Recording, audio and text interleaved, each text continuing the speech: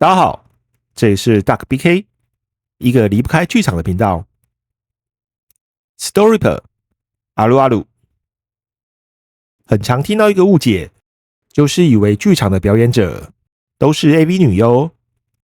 这是个以偏概全的先入为主。虽然当过女优的舞者不少，但是舞者不全是现役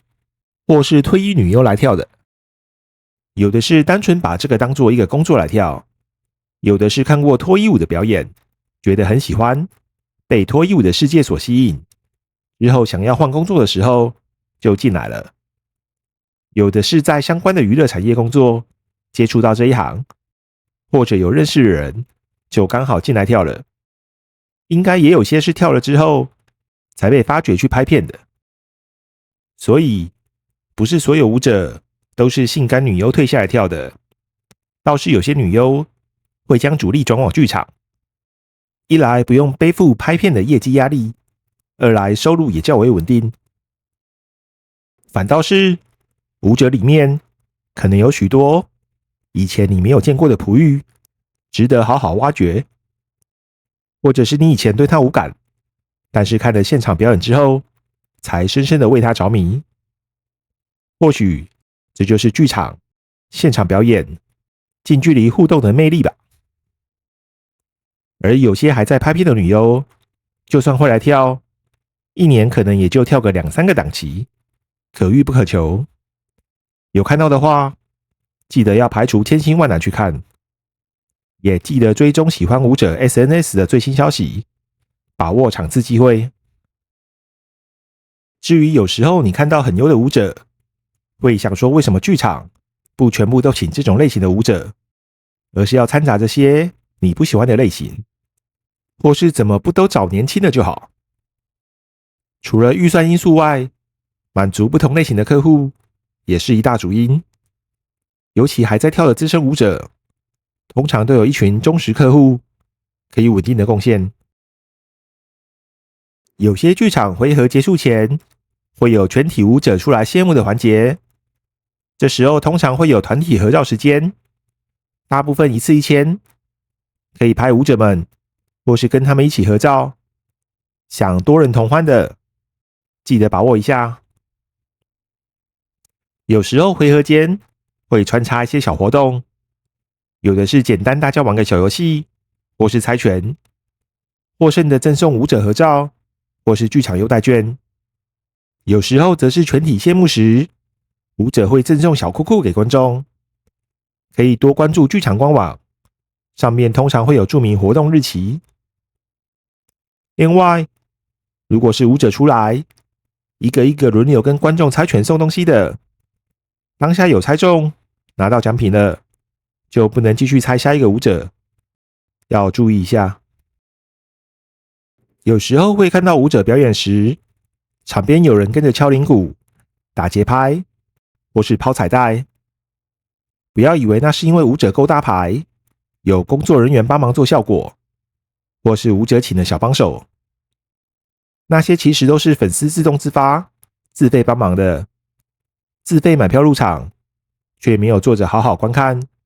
而是站在舞台边，自动伴奏，自费准备彩带，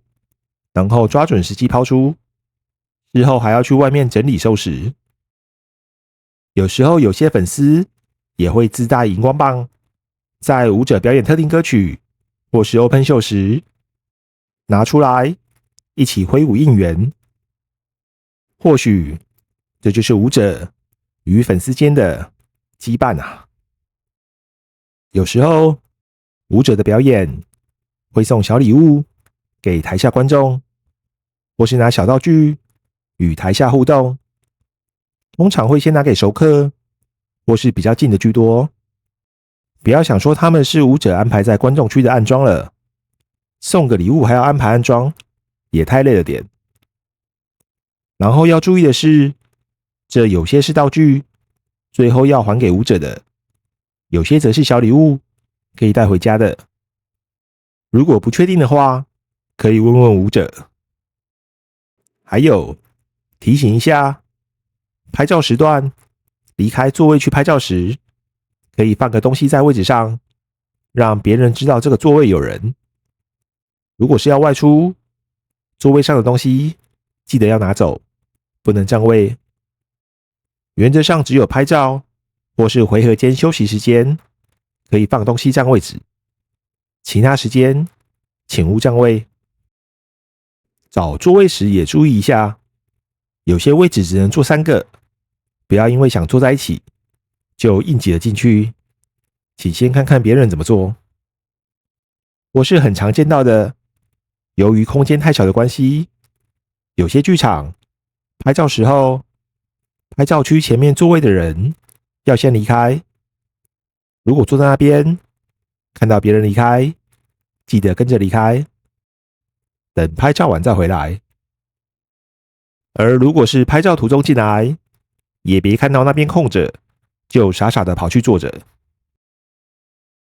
剧场内讲话记得小声点，我知道你们很兴奋，很想讨论，所以会不知不觉大声起来。但是因为太大声，又不是日文，很容易引人侧目。同时，表演中请保持安静，不要交谈，跟着拍手，还有打拍子就好，表情也不要太严肃，开心享受。最后，看到过一些观众在喜爱的舞者表演后，开心的欢呼、拍照、抖内，